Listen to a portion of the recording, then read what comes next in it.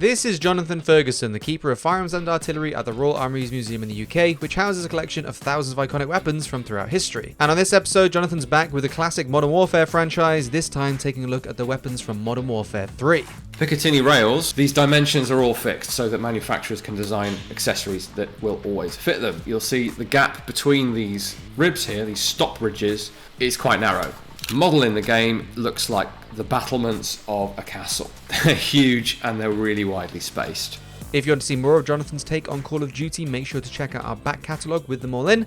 You can find a link to the playlist in the description of this video, and if there are any other games, guns, or mechanics that you guys want to see Jonathan break down, let us know in the comment section below. Right, let's take a look at the guns of Call of Duty Modern Warfare 3.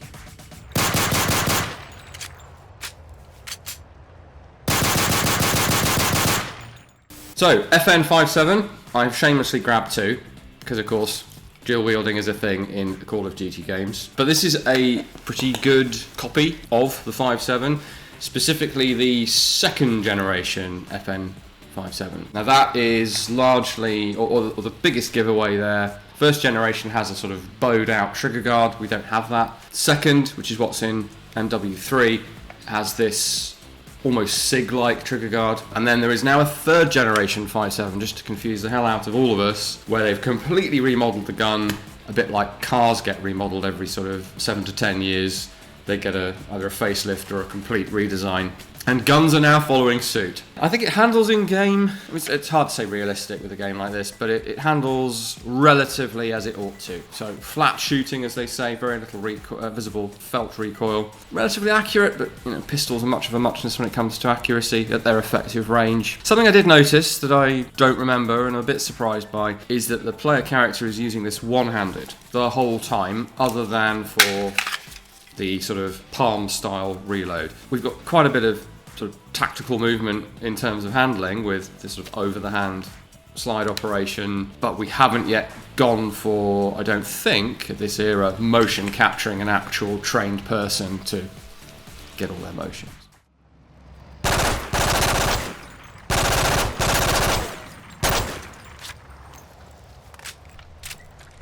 Right, I'd kind of forgotten that this was in the game. This is the Magpul FMG-9, which in its original form has never been produced as a working firearm. Intriguingly, for those of us who study sort of the culture of firearms and history thereof, it did get released as an airsoft gun. So this is one of those cases where it's a sort of a replica of something that never quite existed. In the game, it's difficult with first-person shooters. Gimmick guns like this, you can make a feature of them or have them appear at a certain point in the campaign, but they very quickly revert to being just whatever their stats are, if that makes sense. Which I suppose is true of the thing in real life. So something like this, the only practical use for it might be unobtrusive close protection. So you've got a VIP you need to protect. You can't be seen to have a submachine gun or a carbine on you for whatever reason. Well, this gives you the opportunity to somewhat conceal something that's more capable than a pistol.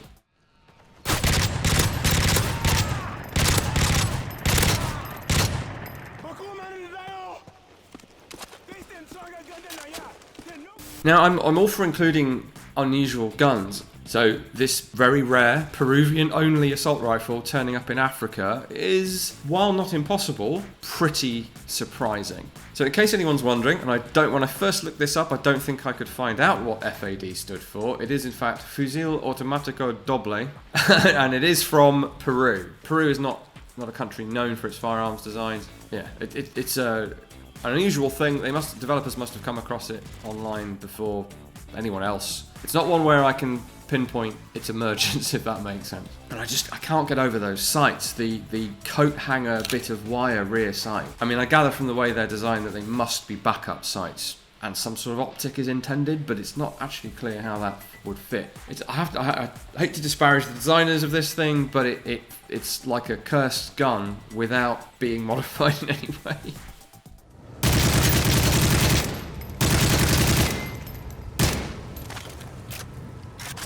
Alright, we'll pause right away on this one. This is the infamous Remington ACR. The branding and marketing of this rifle and the history of this rifle generally is pretty interesting. Outside of the US, no one cares about that sort of branding, and our example here is clearly marked BFI Industries Bushmaster Firearms Industries, not a Remington in sight. Whereas Remington is very much in sight on this model in the game, to the point where I had a sort of pseudo Mandela effect moment once and picked this up expecting to see that on the side of the gun. Of course it's not there. Something I've actually noticed just while handling this is the cocking handle. So in the game it points downwards, and on our gun it sticks upwards. Either this is upside down or the one on the gun is. So I'm going to go away after this and check. I'm sure that the comments will now chime in with, "You've got your cocking handle the wrong way up, you fools." Picatinny rails, or Mill Standard 1913, is fixed. These dimensions are all fixed so that manufacturers can design accessories that will always fit them. And you'll see the gap between these machined ribs here, these stop ridges, is quite narrow, so that you can have a degree of precision in where you mount your stuff. The model in the game looks like the battlements of a castle. They're huge and they're really widely spaced. So I'm guessing that these guys were working from maybe left and right profile images, maybe a video, and did not actually get hands on a real gun and weren't aware that Picatinny is a standard.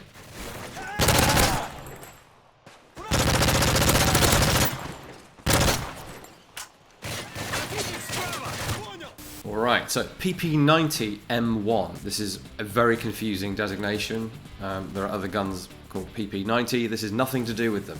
So you absolutely do need the M1 suffix.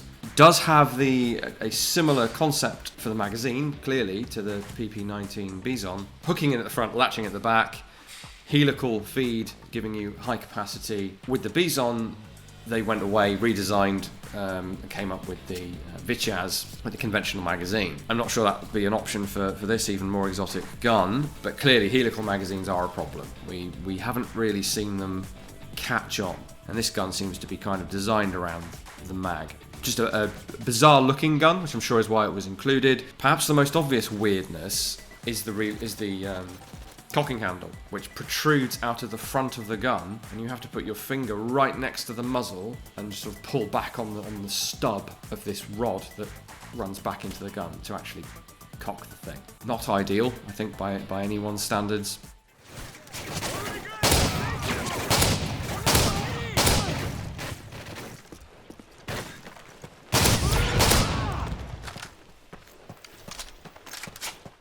The US AS12 from Daewoo. Here is one. We actually have three somehow. Something I've noticed right away is that, and an old theme on this series, the gun is actually mirrored. Unless this is some variant that I'm not aware of, the M16A1 style sight adjustment disc on this side is on the opposite side in the game. Now, this receiver design is somewhat mirrored. It doesn't have an ambidextrous magazine release, but it does have ambidextrous selector levers, and the forgings are basically the same both sides because you can convert it to eject from the left. So I suspect that's thrown the designers off here, and they've lost track of which side that adjustment wheel should go. But honestly, who's going to notice? Not many people at all. Also, and I think all of ours are the same, the rear sight is actually quite different on the real gun. So unlike what I often say, where the sight aperture shouldn't stick up above the sight protectors, in this case the carrying handle, because otherwise they'll get damaged, this one does actually, when flipped up, protrude, as does the one in the game. But you'll see the aperture in the game is enormous. Having spoken to a couple of developers, not of this game, but with others, sure enough, that's exactly why they do it. You turned it into a ghost ring, what's called a ghost ring, because it appears to disappear when you sight through it, because it's so big and thin, if that makes sense. Otherwise, I think it's a pretty faithful representation of how the thing works. Maybe the recoil is not what it should be. This does still have a bit of a kick to it. Then again, the working parts do slow down the impulse. Of course, I've managed to grab the one of our guns that's fitted with the drum magazine. For almost certainly game balance reasons, the COD gun has the straight 10-round mag rather than the 20-round drum.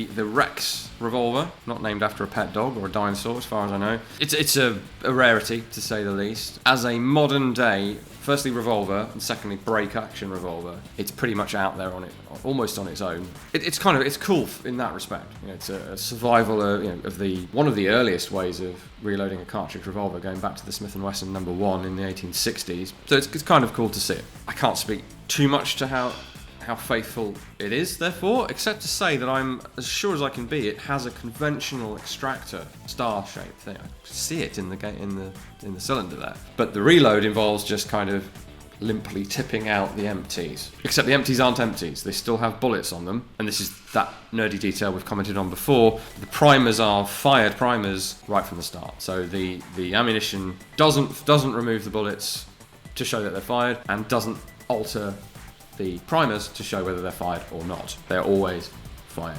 They've got the player character shooting one-handed. Why not? You're still better off with two hands on a handgun of any kind, really. And they've got the sort of physics of it quite nicely, in that it comes up and to the left because of the way your bones are arranged. Essentially, if you don't have another hand to support it, it is going to come up and left. Now, I don't know how well it handles in the recoil. Magnum revolvers are a handful regardless, but this is a fairly big chunky gun, and it's only 357 Magnum, it's not 44 or something more powerful. So I imagine it's somewhat controllable.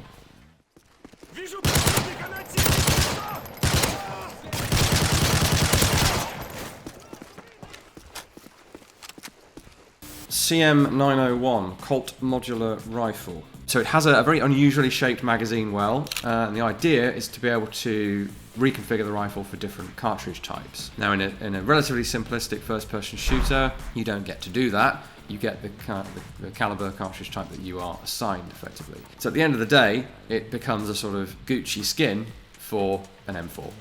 The other thing is, so while the concept of a modular and quick change barrel system is still relevant, and the AR-15 is absolutely still relevant, that monolithic upper receiver with its quad rail is a bit old hat these days. The trend now, and I don't think it is just a trend, is to move back away from the sort of cheese grater front end on rifles and to have the continuous rail on the top, because that's great for putting all sorts of different optical sights, laser aiming systems, whatever. Rails on the sides and bottom become optional, and so you have a sort of slick tube with either M-LOK or Keymod or some other system, and then you fit a piece of Picatinny rail if that's an area where you're likely to fit something. So unlimited configuration options are great from a marketing perspective, but how the user actually ends up using the thing will dictate and feed back into what's then produced next.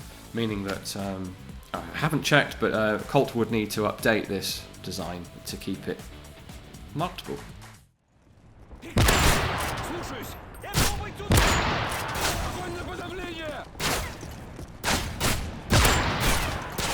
Right, another Remington product, which we are clearly advised of. Again, I don't think the big script version of the logo is quite so obvious on the real gun, but we don't have one to compare. This was, I believe, developed for the US military and did succeed during trials to become the new long-range rifle, as we might call it in Britain, or a sniper rifle of the US Army. But something went wrong, I don't know the details, and the Barrett MRAD was sort of reselected ahead of it, and that's what's gone into production and is being adopted instead. At the end of the day, it's a bolt-action rifle with a scope in a first-person shooter. They all behave pretty similarly, but this gives you a nice Gucci modern take on a sort of medium power, high accuracy sniper rifle, even if half the time we're running around firing it from the hip and using it almost like a shotgun.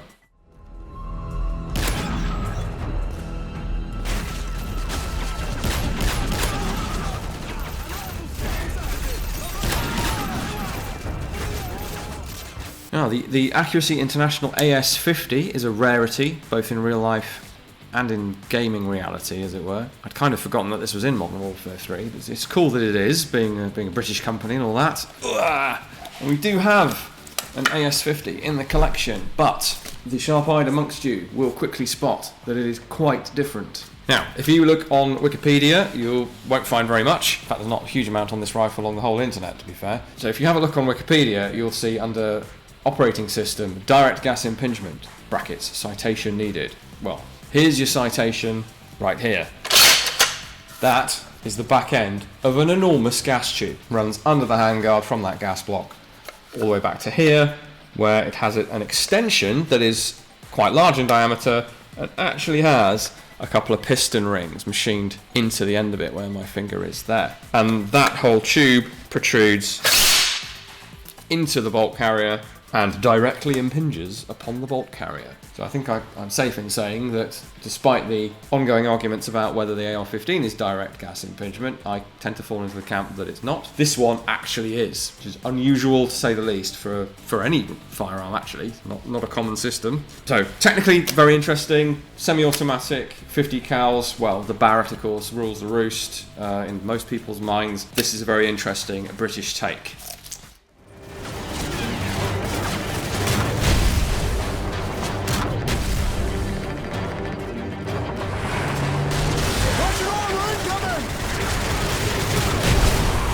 The XM25 Punisher, which is an interesting name for the gun. So this came out, well, it was in development through the 2000s, following on from the failed Objective Infantry Combat Weapon program. The really big selling point of this was the sensor fusing and the electro-optical sighting system, which we see hints of, more so in Battlefield 4, where you could actually target a spot and then fire over it to have the airburst behind cover feature, which is a real feature of the XM25 system. COD does it with, if you hit fire, it's a normal grenade launcher. If you aim through the sight, it airbursts roughly near the enemy. So it kind of does the thinking for you. You don't have to program the gun, program the munition, which is what you'd have to do with the real gun. So it also had the complexity of having to press a sequence of buttons to set your fusing. To do that kind of thing, you're probably going to want to be behind cover and at a distance anyway, in which case do you really need a self-loading capability and therefore the bulk of a magazine and all of that. The answer proved to be no. Another kind of gun of the moment that cropped up in 2011, 2013, and has then sort of gone away again, as it has in real life. Thanks for watching, everyone. Those were the guns of Modern Warfare 3. We really appreciate you watching, both GameSpot and us here at the Royal Armouries. You can always check out our own Royal Armouries channel, where we do deeper dives into some historic firearms and a few other things as well in the pipeline. Really though, we'd very much like you to visit if you can. Definitely come and check out either the Leeds Museum, some cool stuff here where I am, the Tower of London, and also we have a museum of artillery down. In any case, we'll see you again next time.